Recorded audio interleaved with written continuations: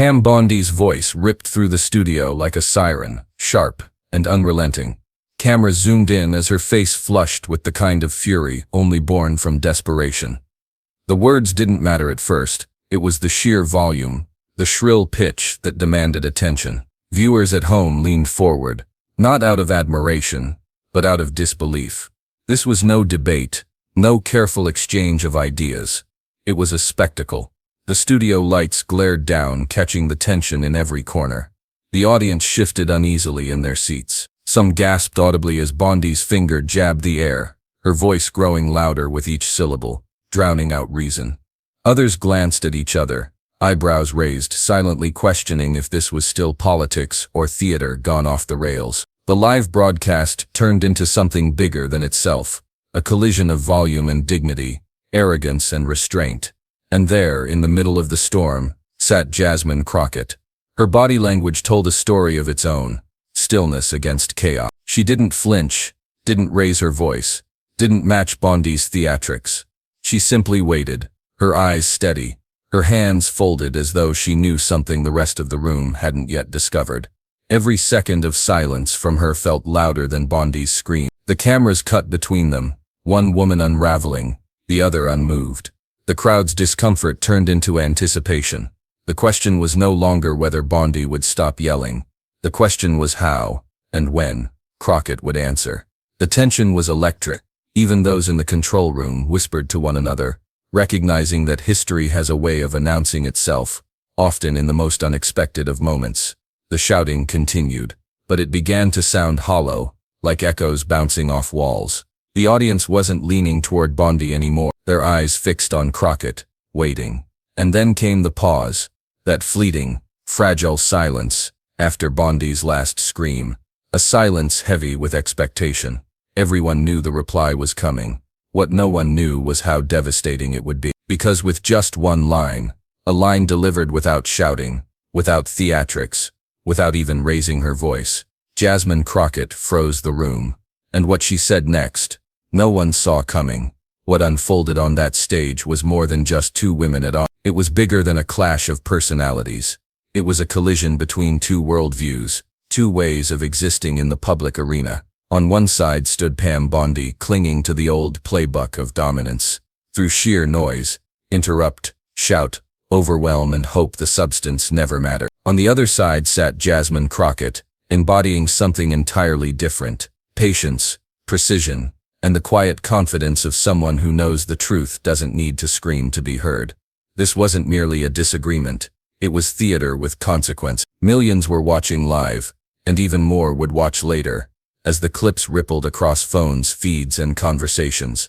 Each gesture, each pause, each raised voice or calm breath wasn't just about the debate topic on the table. It was about who in that moment would define the stage, and by extension who would define the truth. Bondi's strategy was obvious from the start. She wielded her voice like a weapon, hoping to batter her opponent into submission. It was the politics of volume. Drown the facts, bury the calm, control the room, by sheer force. For years that strategy had worked for politicians and pundits, who thrived on chaos. It was a playbook as old as the loudest bully in the room. But then there was Crockett. Her refusal to rise, her deliberate stillness, reframed the entire confrontation. Instead of being dragged into the storm, she became the anchor in the eye of it.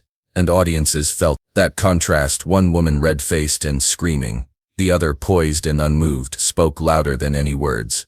Crockett didn't just answer Bondi, she made Bondi's own volume work against her. The stakes rose with every second Bondi kept shouting, because with each burst of noise, the room tilted further toward Crockett's silence. Silence not as weakness, but as strategy. Silence that forced people to confront the difference between noise and meaning. And as the tension mounted, viewers sensed that Crockett wasn't just sitting still. She was waiting, timing, preparing. The anticipation was unbearable.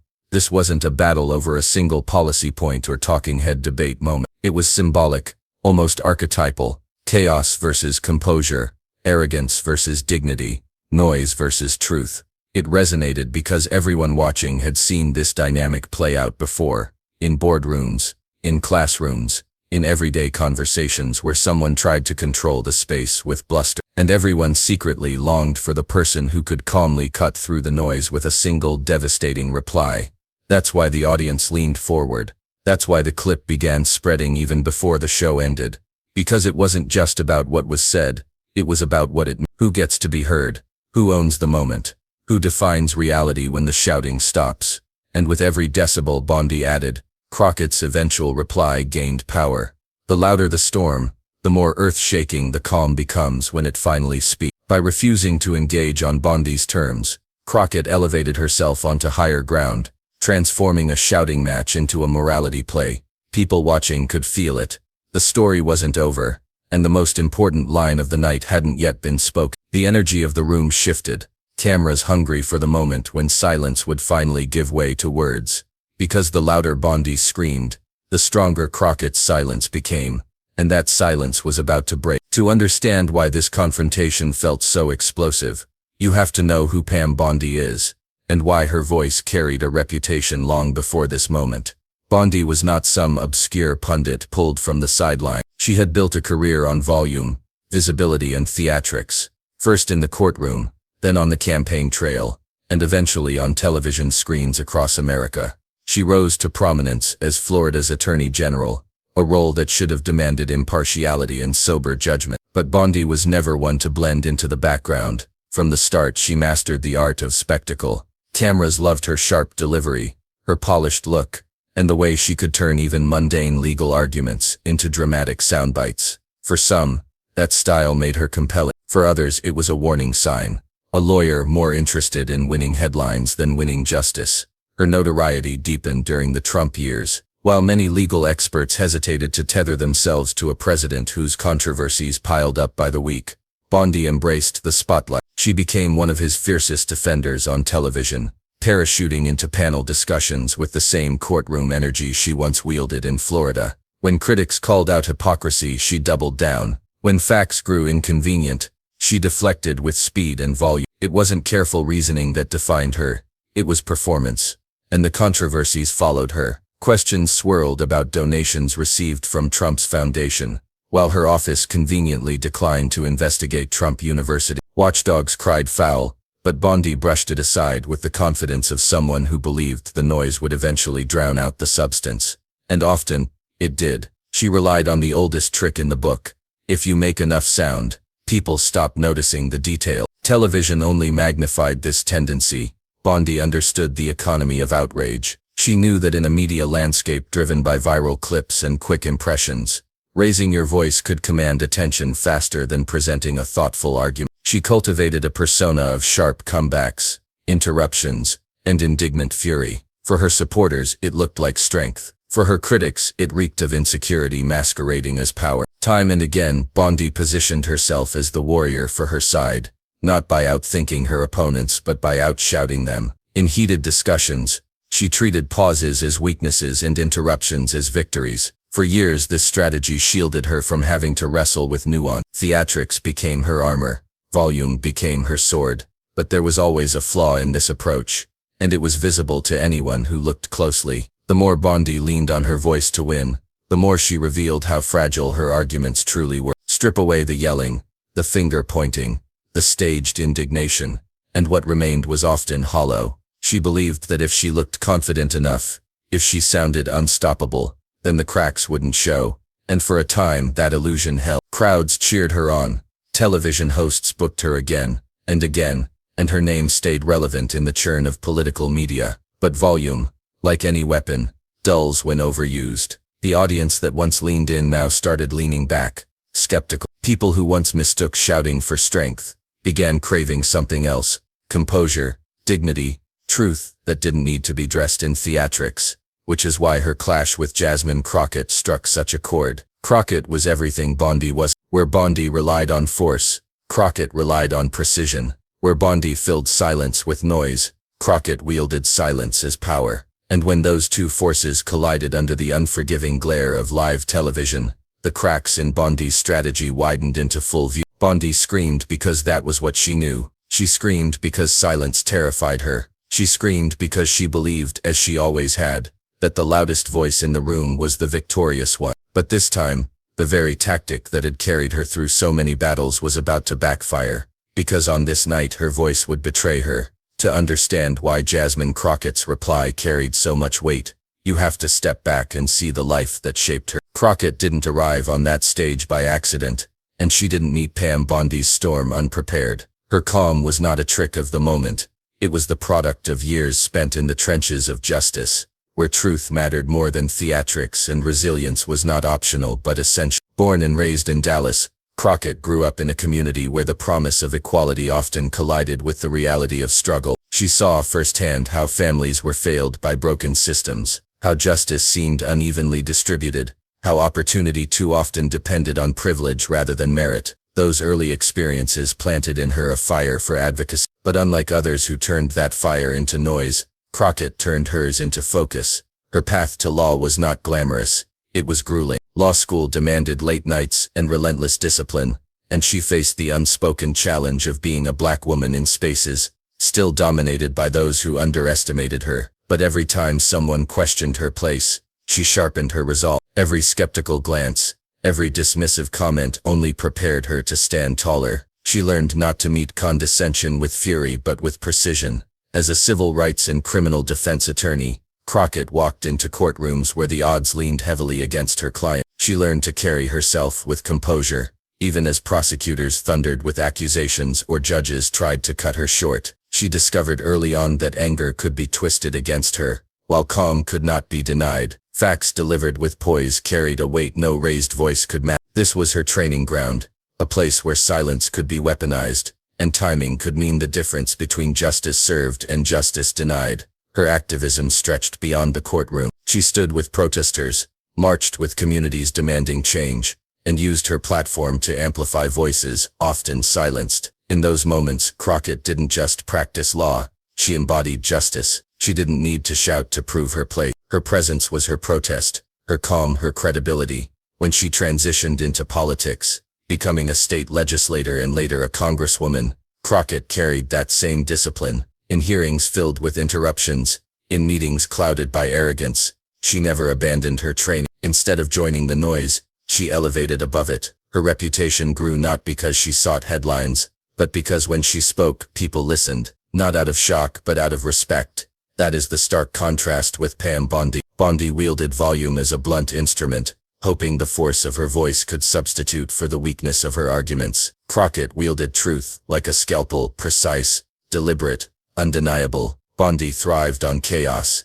Crockett thrived on clarity. Bondi sought dominance. Crockett sought justice. Audiences, even those who didn't follow every political nuance, felt the difference instinctively. Bondi reminded them of the people who had tried to silence them, the loudest voices in the room who believed control came from drowning others out. Crockett represented something deeply validating, the proof that you don't have to scream to be powerful, that dignity is not silence, but strength. This is why the confrontation hit so hard. When Bondi raised her voice, she thought she was seizing control. What she didn't understand was that Crockett had spent a lifetime facing louder, harsher storms. She had endured dismissive judges, aggressive prosecutors, and condescending colleagues. She had learned the art of patience, the strength of restraint. Bondi's scream wasn't new, it was familiar, and Crockett knew exactly how to meet it. In that live studio, Crockett's years of preparation revealed themselves, not through theatrics,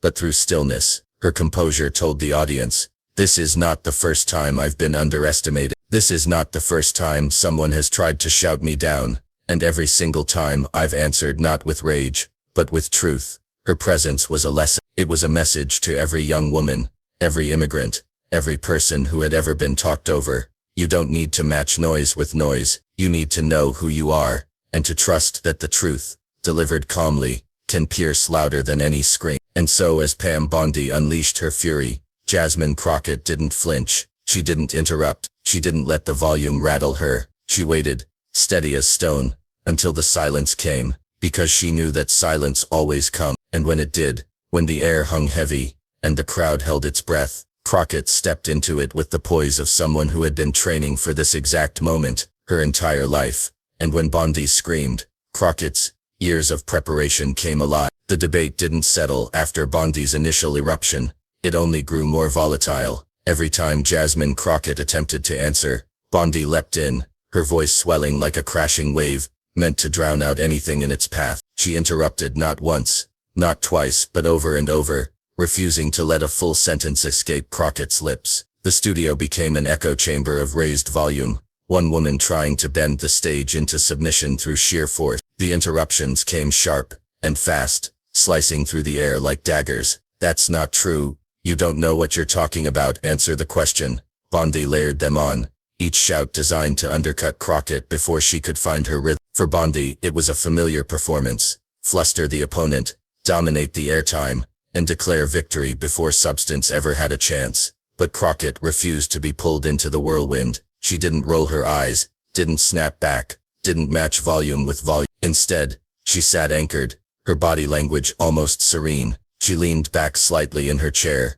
her hands folded neatly, her breathing measured and steady. The contrast could not have been sharper. Where Bondi bristled with movement, Crockett radiated stillness. Where Bondi erupted, Crockett absorbed. The audience felt the tension build with every exchange. You could see it in their shifting bodies, hear it in the murmurs that slipped between shouts. Some looked away, uncomfortable at the lopsided spectacle. Others leaned forward, sensing something was coming. There is a special kind of anticipation that fills a room when chaos collides with composure. The unspoken knowledge that the storm cannot last forever, and that when it breaks, the calm will be devastating.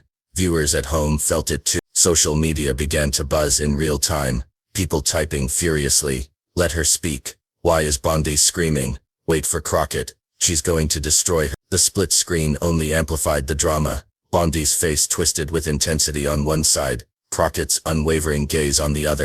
The more Bondi raised her voice, the more it betrayed her. What once might have seemed like strength now read as desperation. Her interruptions began to feel less like dominance and more like fear. Fear of what Crockett might say if allowed the space. Each shout was a blockade, a frantic attempt to stop an inevitable reply. And Crockett knew it. That was why she didn't rush, why she didn't flinch. She allowed Bondi to keep swinging, allowed the storm to rage, because she understood what Bondi did not. Audiences remember not the noise but the moment that silences it. Crockett's calm was not passivity. It was timing, strategy, discipline born from years of practice in far harsher arenas than this one. Every second she waited, the imbalance grew starker. The audience, the moderators, even Bondi herself began to realize that this energy could not sustain. Something had to give. And in that pressure-filled atmosphere, Crockett's stillness became louder than Bondi's words.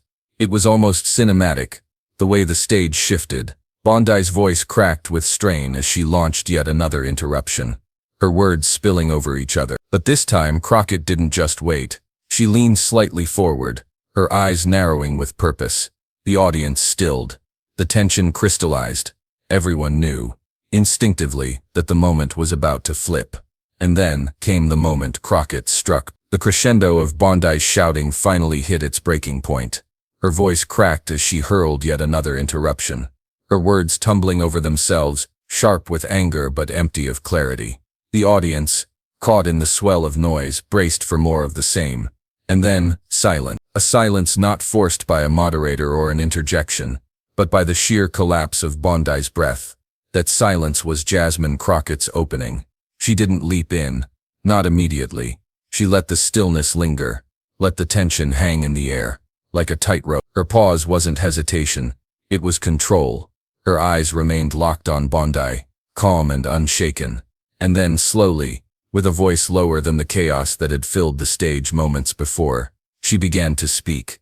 "Pam," Crockett said, her tone even, steady, almost surgical. "I understand you think screaming makes your point stronger, but volume doesn't equal truth." The words landed like a thunderclap. They weren't shouted, weren't decorated with theatrics. They were plain, undeniable, and devastating. Gasps rippled through the crowd, a collective exhale from people who hadn't realized they'd been holding their breath. Some broke into laughter, the nervous kind that bubbles out when tension finally snaps. Others applauded outright, clapping mid-broadcast, unable to hold back their approval. Bondi froze, her expression stiffening. For the first time that night, it was she who looked silenced. Crockett continued, her rhythm deliberate, her composure radiating authority. "You can shout over me all you want, But facts don't disappear because you raise your voice. They're still here. And so am I. The applause grew louder, punctuated by murmurs of agreement. The cameras caught audience members nodding, smiling, leaning toward Crockett, as though the gravitational pull of truth had shifted the entire room. Bondi's face twitched, a flash of disbelief, then defensiveness. She opened her mouth as if to retort, but the words stalled. For once, her weapon had been taken from her. Crockett didn't gloat, didn't smile, didn't bask in the reaction. That restraint only amplified the impact. She sat poised, her delivery sharp and precise, not a syllable wasted. The contrast was stark. Bondi had filled the room with noise. Crockett owned it with clarity. Bondi tried to recover, interjecting again with a half-formed rebuttal, but the spell had been broken. Her words sounded shaky now, stripped of the power they once carried. Each attempt at volume only highlighted the imbalance. She was rattled, visibly unsettled, her hand fidgeting with her notes, her eyes darting. Crockett pressed forward with calm authority. If your argument can't stand without shouting, then maybe it isn't as strong as you think. I didn't come here to scream. I came here to tell the truth. It was the kind of line that would be clipped and replayed for days, stitched into highlight reels, captioned in bold fonts across social media. The kind of line that turns a debate into a moment, and a moment into a legacy. The audience reaction told the story. Applause broke out again, sharper this time, joined by laughter directed not at Crockett, but at Bondi's unraveling. The moderators exchanged glances, their attempts at neutrality betrayed by the flicker of surprise on their faces. Even viewers at home could sense the shift. The loudest person in the room had lost her grip, and the quiet one now commanded the stage. Bondi's face reddened further as she leaned into the microphone, straining to regain momentum. But the more she spoke, the more it resembled flailing. Her sentences stumbled, her once confident tone cracked. She had mistaken volume for strength, but now the illusion was shattered. Crockett, meanwhile, leaned back again, reclaiming the stillness that had defined her from the start. She didn't need to dominate the air. She had already won. Her composure wasn't passive, it was triumphant. By refusing to be dragged into the storm, she had become the calm that outlasted it. And the crowd knew it. Every nod, every clap, every ripple of approval confirmed the shift. The tide had turned, and there was no going back. Bondi's collapse wasn't dramatic. It was subtle, almost painful to watch. Her interruptions slowed, her words lost their edge. Her eyes betrayed the recognition that she no longer controlled the moment. The weapon she had leaned on for so long had failed her, crumbling in her hands when she needed it most. Crockett didn't need to twist the knife. She had already delivered the line that silenced the noise. Everything that followed was confirmation. Pam, she repeated softly, almost like a closing argument.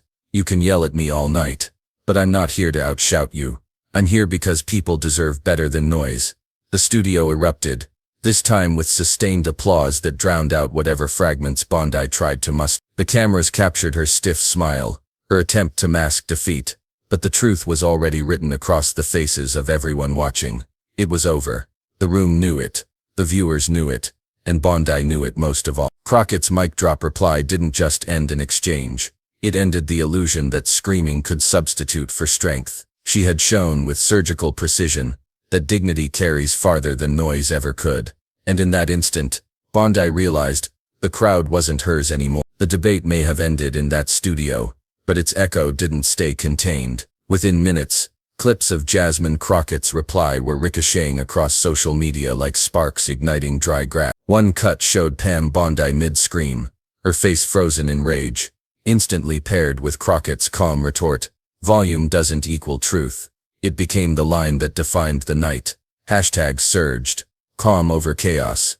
Crockett clapback. Truth over noise. On TikTok, teenagers remixed the moment with music drops. Bondi's shouting abruptly cut off by Crockett's measured delivery, followed by bursts of applause.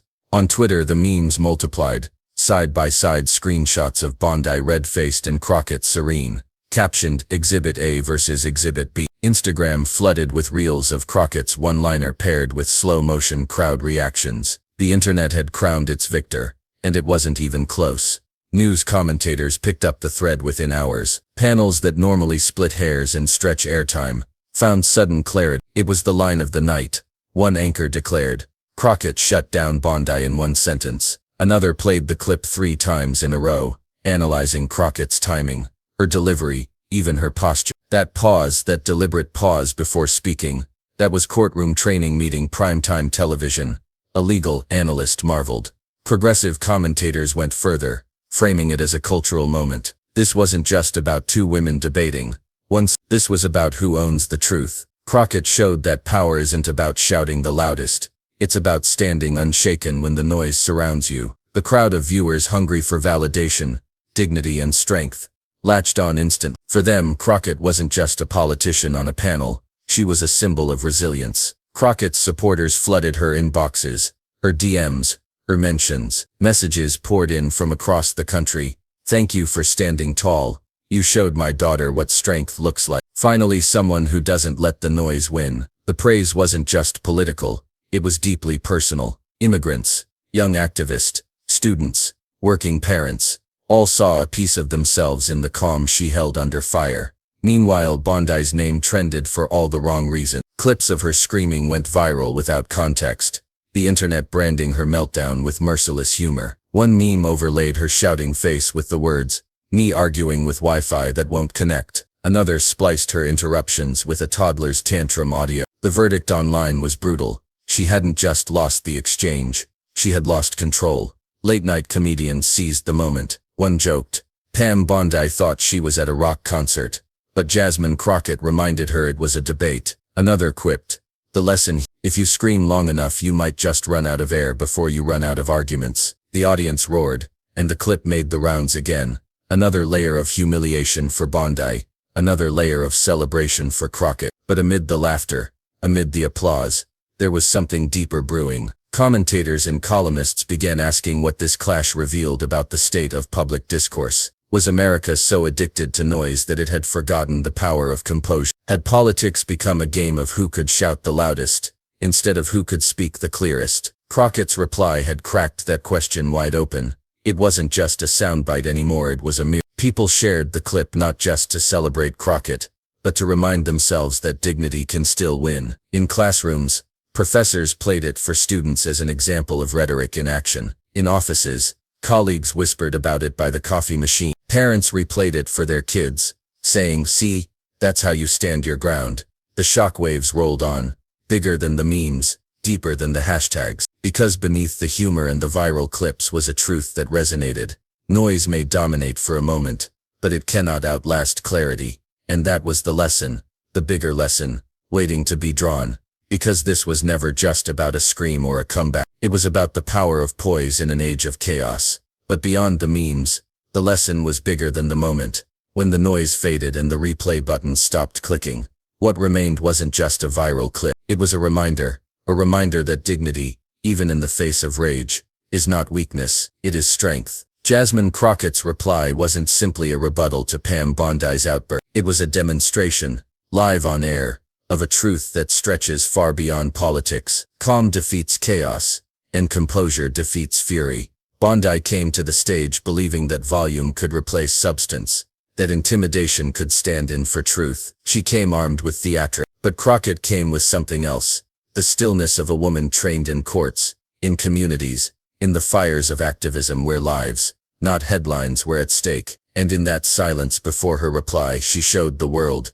that preparation, clarity, and poise are louder than screams. This was more than just 2 women debating. This was about the values that shape how we live together. We live in a world that rewards noise on social media, in politics, even in daily life. The loudest voice often drowns out the wisest one. But Crockett turned that equation on its head. She proved that sometimes the most powerful statement is the one delivered without shouting. Think about it. How many times have you felt drowned out by noise, by arrogance, by someone convinced that rage equals victory? Crockett's reply wasn't only for that studio audience. It was for everyone who has ever been talked over, dismissed, or shouted down. Her calm was a message to anyone who has ever wondered if truth still has a chance in a world addicted to chaos. And the answer was yes, truth can still stand tall. You don't need to scream to be heard. You need truth. That is what Crockett embodied. Her composure was more than personal discipline. It was a public lesson. It told us that strength doesn't always come with raised voices. Sometimes it comes with restraint.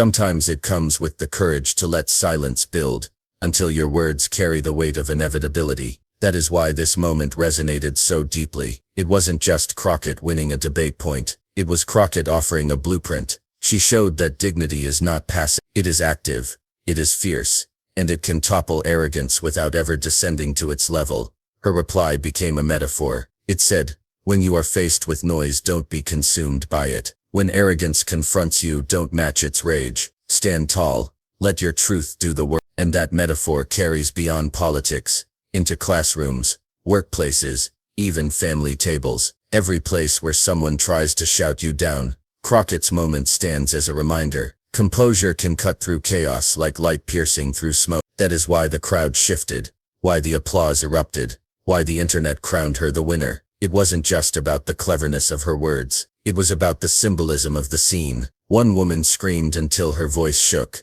The other spoke once and the room belonged to her. It tells us something important. The future does not belong to the loudest. It belongs to those who can rise above the noise with clarity and conviction.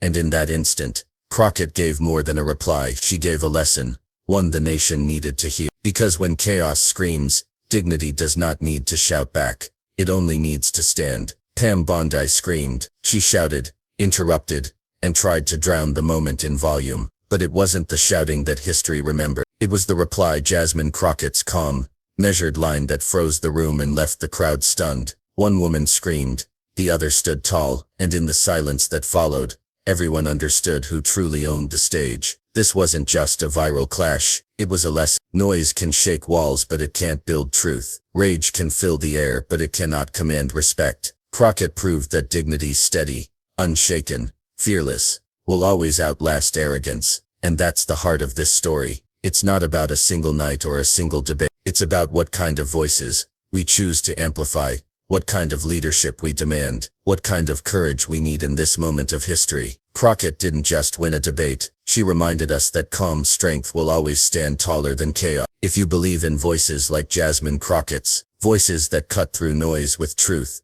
that hold the line with dignity, then be part of this movement. Share this story, subscribe, add your voice to the chorus demanding courage, justice, and honesty in public life. Because in the end, this wasn't just about Bondi losing control, or Crockett finding her moment. It was about showing that in a world addicted to volume, silence paired with truth can still shake the ground. And when arrogance screams, dignity always answers.